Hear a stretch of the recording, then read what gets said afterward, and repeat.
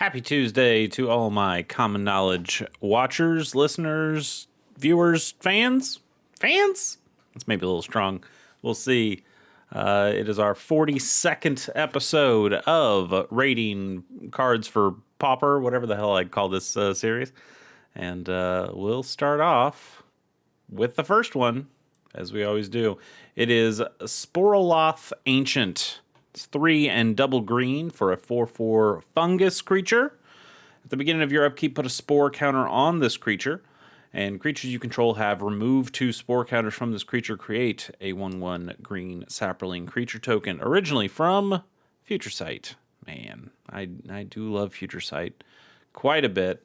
And I like these. This is calling back to Thallid, right?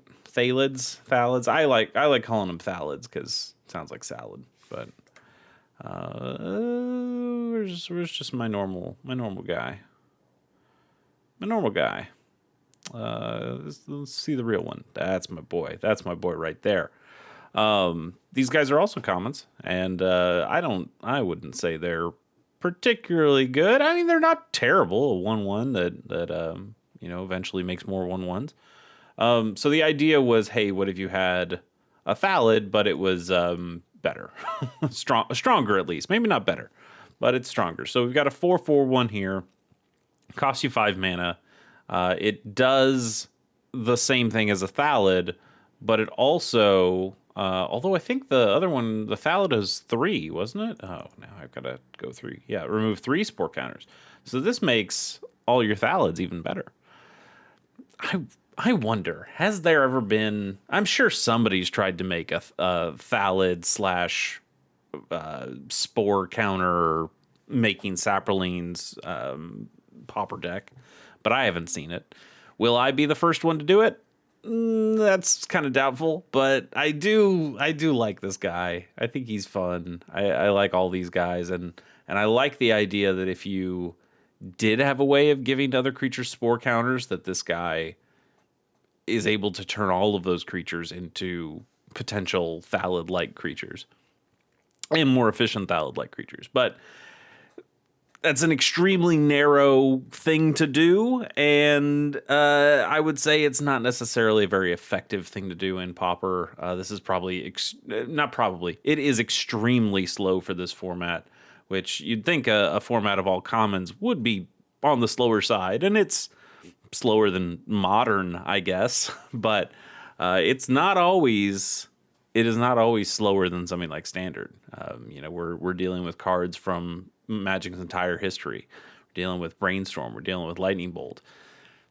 This can be a fast format, and I think Sporolith Ancient is not going to cut it most of the time. We'll give Sporolith Ancient. I'm going to give him a 2.1, and I think that's probably too generous, but I do like him, especially if you get it in the Future Sight frame, which I'm a big fan of.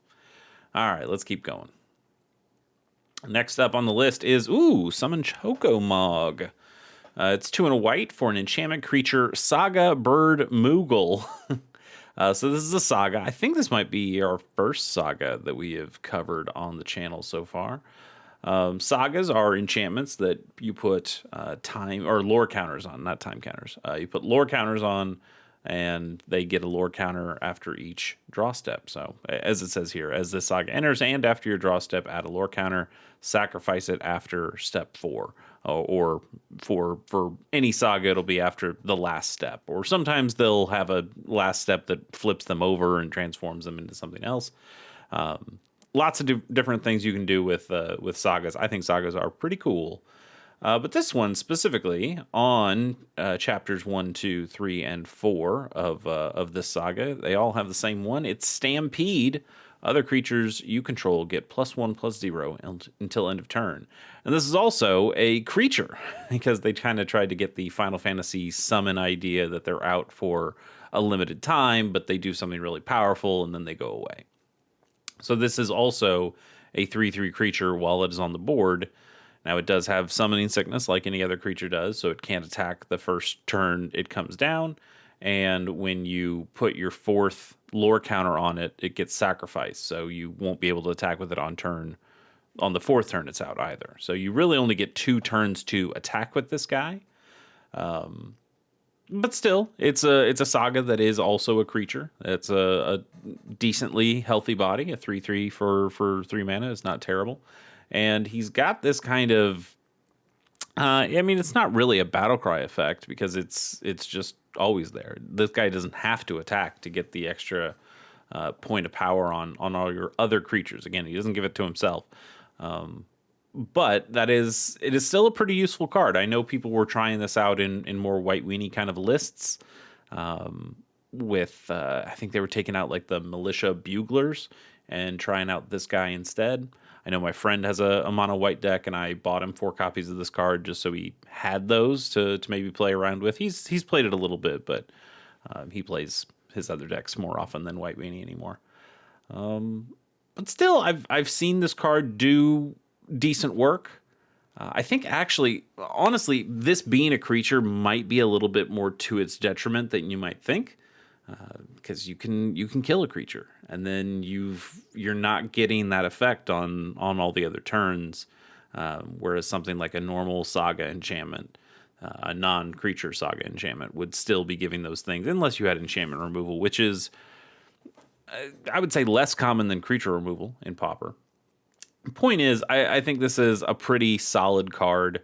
I don't think we've seen it necessarily. We haven't seen its limits, really. I haven't seen it be played enough to know if this is a real Pauper staple in those white weenie decks. But I've seen it do enough work, anecdotally, that I think this could be a pretty solid card. And for that, I'm going to give it like a 5.2, and I think that gives it a little room to grow as well. That I could, maybe with other cards, maybe with new deck ideas or deck archetypes, maybe something like this becomes even better. But right now, it seems like a relatively solid choice to go into a white weenie deck. Potentially. Something to try out at least. So I think he's all right. Card number 3 is going to be Telling Time. What? Oh, this is. I guess this is from the commander one. No, thank you. No, thank you. This is Telling Time. That's the card right there. Now it was uncommon back then. So, but there are common versions that have the right art for them. So Telling Time. We'll go to this one instead.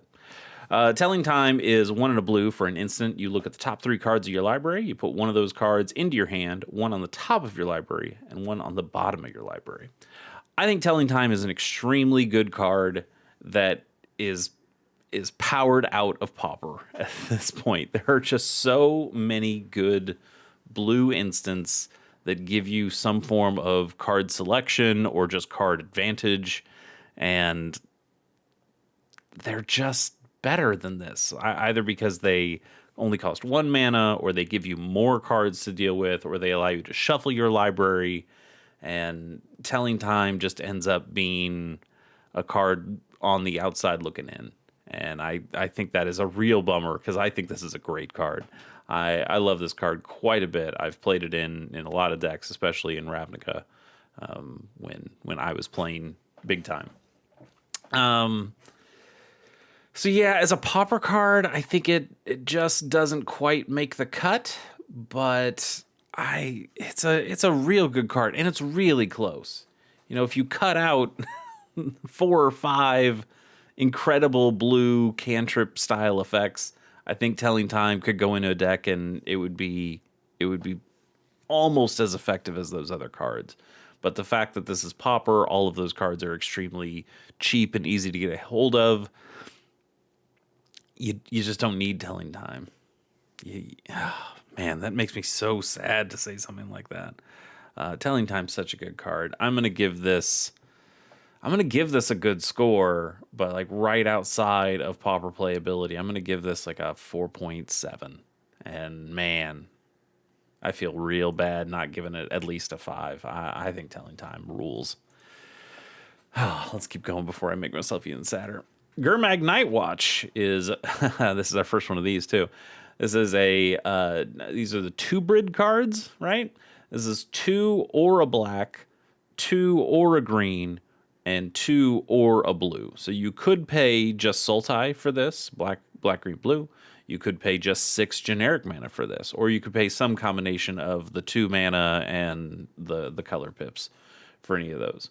Anyway, what is this thing? It is a 3/3 creature, human ranger. And when this creature enters, you look at the top 3 cards of your library. You can put one of those cards back on top of your library and put the rest into your graveyard. So here's the idea with these two Brids. For limited, these were really cool in that if you were playing these colors specifically, that you could get a decent creature with a decent effect at a pretty decent deal. You know, a 3/3 for 3 that enters and does some stuff with your library, gives you some card selection.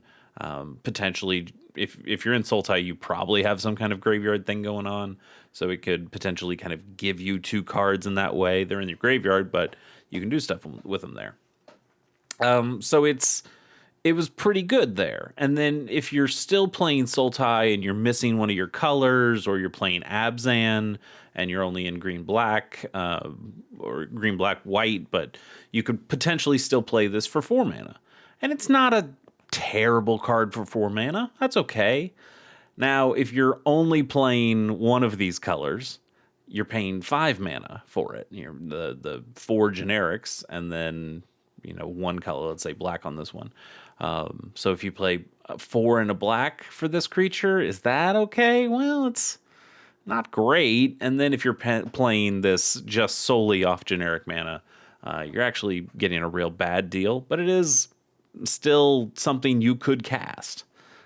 If you're in a completely colorless deck that makes a lot of mana, that is an interesting one. I wonder how well something like this would function in a Tron deck, an Urza Tron deck, where you're making lots of colorless mana and you don't have a whole lot of colors available to you, but you can make tons and tons of colorless mana.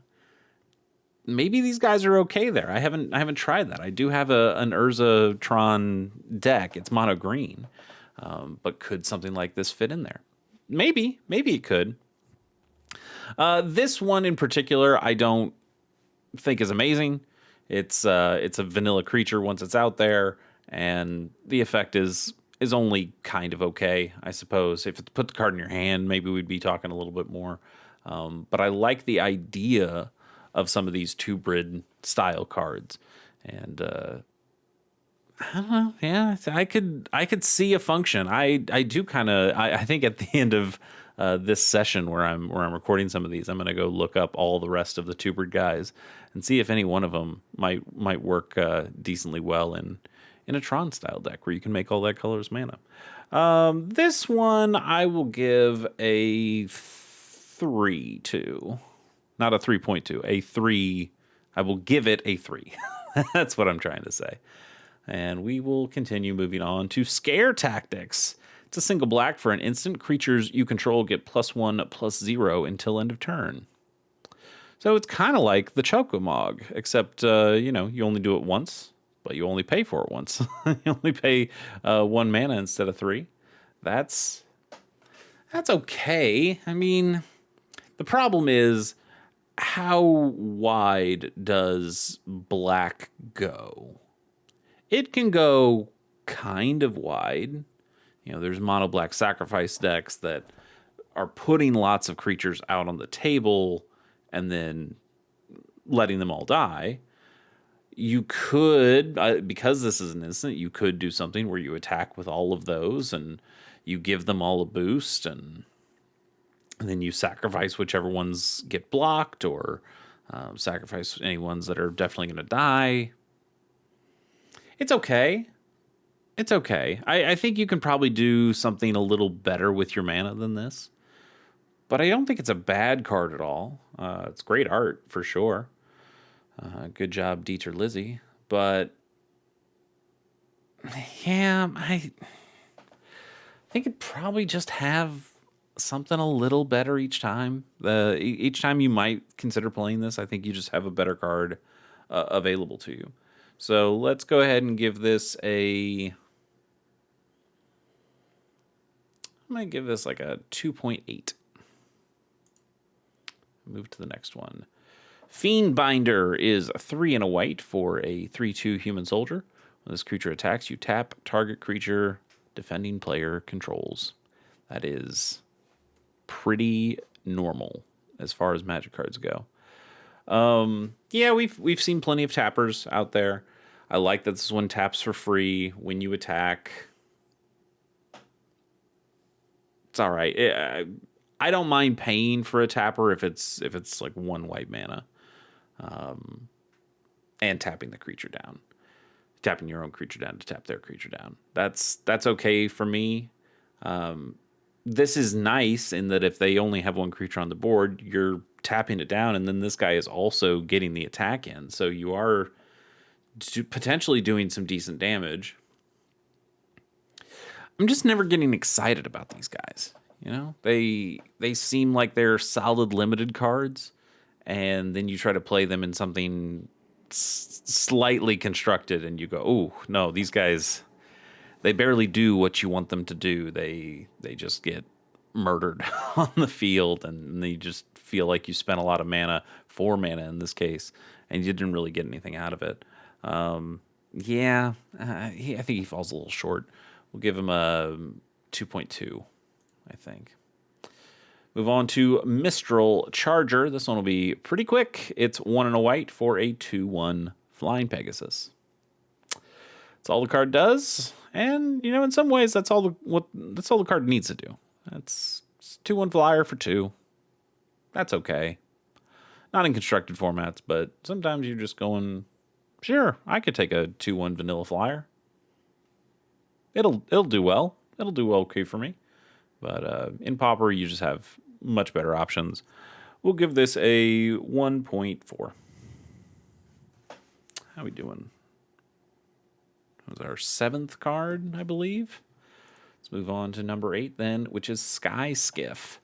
For 2 mana, you get a 2/3 flying vehicle. It's an artifact, and it's got crew 1. I believe we've done artifacts, or we've definitely done artifacts. I believe we've done vehicles on the show before, but if you're unfamiliar, vehicles are these artifacts that have a crew cost, where you can tap any number of creatures you control with total power equal to the crew cost, in this case 1 or more. And then this vehicle will become an artifact creature until end of turn. So it has a power and toughness, even though it would normally, not when it's not a creature, its power and toughness doesn't matter. It doesn't even show up, right? I mean, I don't think the rules of Magic would make it work, because it would if you're destroying a target creature with power 4 or greater, this wouldn't be a creature at that point. When it does become a creature, then I guess you can play one of those. But I don't think there's just something that says destroy target artifact with power 2 or more. Maybe they would make some of those now that there are vehicles out here, but I haven't seen one yet. And I don't think they'd necessarily do that, because I think it would add complexity to the game that they don't find clean. Anyway, 2 mana for a 2/3 creature with flying is really good. And the reason it's really good here, or the reason it would be good, or the reason this card is not as good as it kind of makes it seem, is that you do have to keep tapping something down. So you are losing a little bit of value in that to get a slightly more powerful creature. It makes, it requires you to have different steps to make it happen. You have to have another creature on the board, and it has to be able to tap down, and once it's tapped down, now you can't block with it, but this thing becomes a creature, now you can attack with that. We've seen vehicles do some cool things. I would say vehicles are probably actually most powerful in that they give you a lot of flexibility on what to do with your creatures at any one time. There's a card in Standard right now, Split Up, that says, you choose one, destroy either all untapped creatures or destroy all tapped creatures. And to be able to have a vehicle in play to tap down creatures in response to something like that. Maybe even you're the one playing it and you're tapping all your creatures down in response to that. That's a pretty cool thing. Even in Pauper, there are, destroy target tapped creature. And well, I guess that one wouldn't do wouldn't do so well, would it? But you have ways of using that tap ability in some interesting scenarios. Anyway, this card pretty vanilla, and it's not quite good enough to really see a whole lot of play. But I just wanted to talk about vehicles there for a second. We'll give this a 1.6, I think, and keep moving on to Riot Ringleader. It's 2 in a red for a 2/2 human warrior. When this creature attacks, human creatures you control get +1/+0 until end of turn. Okay, this is closer to Battle Cry. It only works for humans, but it's okay. I think if you're in a red aggressive deck, 3 mana might honestly be pushing it in terms of how much mana you want to spend on a creature.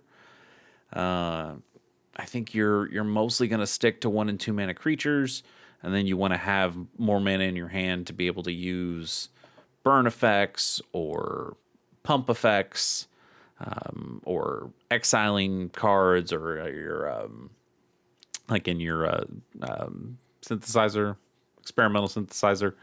Like you want to keep holding up that mana. So having 3 mana on your turn 3, putting this down probably gets targeted by somebody, and then you're missing out on some of that. But I mean, it has some good value. If it does work out, you're going to get some pretty good damage. You do have to build your deck in such a way that you're building in humans. How many other humans are all that great in Pauper and in red?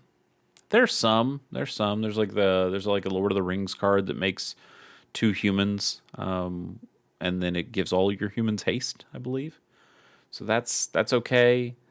I think we saw like an aura guy that I liked and bought a couple copies of at some point. Like any aura and equipment gets put on him, you get another +2/+2. That guy was a human. But in mono red, you're going to see a lot more goblins. You're going to see some vampires. I don't know if you're going to get a critical mass of humans to be able to make something like this worth it. But it's possible. It's possible. I just haven't seen him really pop up enough to know that he could be a good card. But I think he's a halfway decent card. And let's go ahead and give him a 3.9, I think. And final card of the day is Ether Spike. It is 1 in a blue for an instant. You choose target spell, and then you get 2 energy counters. And then you may pay any amount of energy, and then you counter that spell unless its controller pays 1 for each energy you paid that way. So it's... What is this, a quench? Is that kind of what that is? Let me remember what a quench is. Yeah, quench. So you're paying 2 mana, counter target spell unless its controller pays 2. The floor of this is a quench, because you can just pay the 2 energy that you get. But if you're in a more energy-focused deck, you could potentially have more energy counters on your person and spend more of those to turn this into a mana leak, turn this into better than a mana leak. And at some point, that could be really good. But at its floor, it's quench. And quench is okay, but mana leak is also in the format. Counterspell is in the format. They're just some spells that do this kind of better. Spell Pierce is in the format. Like, Spell Pierce can kind of do what this does, only to certain card types, but it can kind of do what this does for 1 mana less. I don't know. I haven't seen an energy. I know energy was like a big in modern. Maybe it still is, but I have not seen energy really make a splash in Pauper to my experience anyway. So I don't think this card ends up being all that great. Yeah, I would just play 4 mana leaks before I play this, and I would only play 4 mana leaks after I've already played my 4 counter spells. And would you even play your mana leaks then? There's probably honestly better cards at that point as well for countering and Pauper. So it's good, but it's not amazing. I will give this a 3.6. Why don't we get ourselves a bonus card too? Mind Swords, what a great name. Mind Swords is like a 9.5 of a name, but let's see what the actual card does. It's 1 and a black for a sorcery. If you control a swamp, you may sacrifice a creature rather than pay this spell's mana cost. Each player exiles 2 cards from their hand. Yeah, it's not awesome. It's not awesome. Suppose if you are basically down to just this in your hand and you get to exile 2 cards from your opponent's hand, okay, but now you're hellbent and maybe your opponent's hellbent too. That's not really the card advantage you're looking for. I do like the alternative casting cost. Sacking a creature is usually fine in black. You can get away with that. And I also kind of like the exiling too. That you're playing against a Tolarian Terror deck that's just trying to wait to get those big serpents out, and you exile them from their hand. They're not coming back now. Even if you just get a couple of spells, those aren't going to their non-creature or their instant sorcery total in the graveyard. So there's something there, but the symmetrical effect is really tough to get around on something like Mind Swords. Yeah, you either need a ton of cards in your hand or you need no cards in your hand to really make this more effective. And at some point, your opponent plays enough cards that this card becomes a dead card in your hand, and then you feel really bad. I'd stick with just like a Mind Wrench or even a Mind Rot, I guess. Or Wrench Mind, not Mind Wrench. Wrench Mind is the one I'm looking for. In fact, I just got a couple of copies of that card today, so I should really know what Wrench Mind does. Yeah, Mind Swords is fine-ish, but you have better options available to you. And that's why this gets like a 1.8. Yeah, 1.8. Anyway, thanks so much for joining me on this one. We'll see you Wednesday. Yeah, we'll see you Wednesday. Bye.